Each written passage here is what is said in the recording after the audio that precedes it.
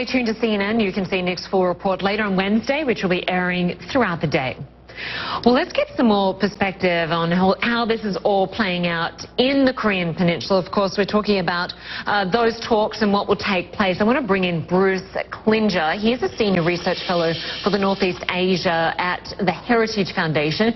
He joins us via Skype from Seoul, South Korea. So as we learnt today, Bruce, just in the last few hours, North Korea has decided to suspend its talks with South Korea indefinitely. What's your response? Well, just when you thought diplomacy had taken hold on the Korean Peninsula, the empire strikes back. I think we're having some problems there with the connection. I don't think we can hear you, Bruce. We might have to try and come back to you. Okay. Do you want to... Can you hear me? Bruce, can you hear me? Yes, I can. Can you hear me? Yes, hello? Just quite. Yeah, can you just give me your response to the fact that North Korea has decided to suspend its talks with South Korea? It certainly shows that the path to the diplomatic resolution of the North Korean issues is not going to be smooth.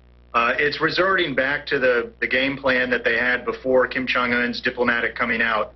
And it really is going to undermine the goodwill that Kim Jong-un had developed during this summit diplomacy. The U.S. is not going to respond well to being threatened. The talks that were supposed to happen today were with a sudden cancellation. Kim Jong-un had told a visiting South Korean delegation back in February that the North would not criticize these exercises. So it certainly comes as a reversal of the North Korean plan for moving toward the summit. Whether they're trying to raise the stakes to get more benefits during the summit or not, but it really is going to undermine support, certainly in Washington, for moving forward with North Korea or providing a big batch of benefits. Bruce, we've seen plenty of times over the last couple of decades where North Korea has promised one thing and done another.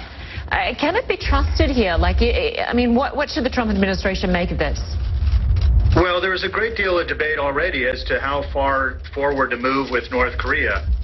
What I had heard from North Korean officials is that Kim was going to come in with a big proposal and that Trump may accept it. And there was some concern whether he would accept too big a deal and that without realizing all the ramifications for signing a peace treaty or initiating a normalization of relations, the impact it could have on the U.S. forces here in South Korea.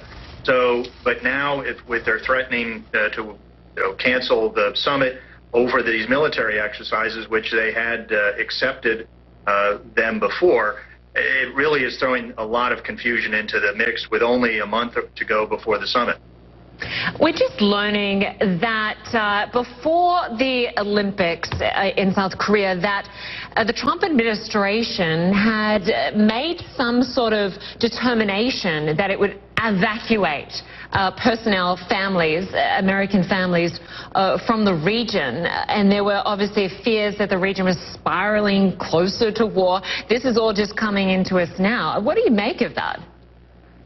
Well, there have always been plans for a, evacuation of non-combatants, civilian personnel, and they periodically do exercises to test that. So it was part of the planning for the usual contingencies, but it had taken on a sense of urgency given the growing talk about a possibility of a U.S. preventive attack on North Korea. But it was one of those things where, just like the military exercises, if they're done in a defensive manner, but they can be perceived by the other side as an indication of U.S. offensive intention. What is the risk right now, do you think, that North Korea will actually cancel the summit in June 12th with President Donald Trump? I don't think they'll cancel it. I think they've got too much invested in it. It would really undermine not only the outreach to the United States, but the growing inter-Korean reconciliation. So I think they're just trying to go back to their old bargaining tactics of trying to raise the cost for denuclearizing. But the U.S. and its allies really don't want to play this game again. They were willing in the past to provide a lot of benefits. But this kind of action by North Korea is I think, going to sour the mood for will still move forward on the summit, but it's really going to cast a dark cloud over it. It certainly will. Bruce Klingner, good to have your perspective on all of this. We appreciate your time today. Thank you. Thank you very much.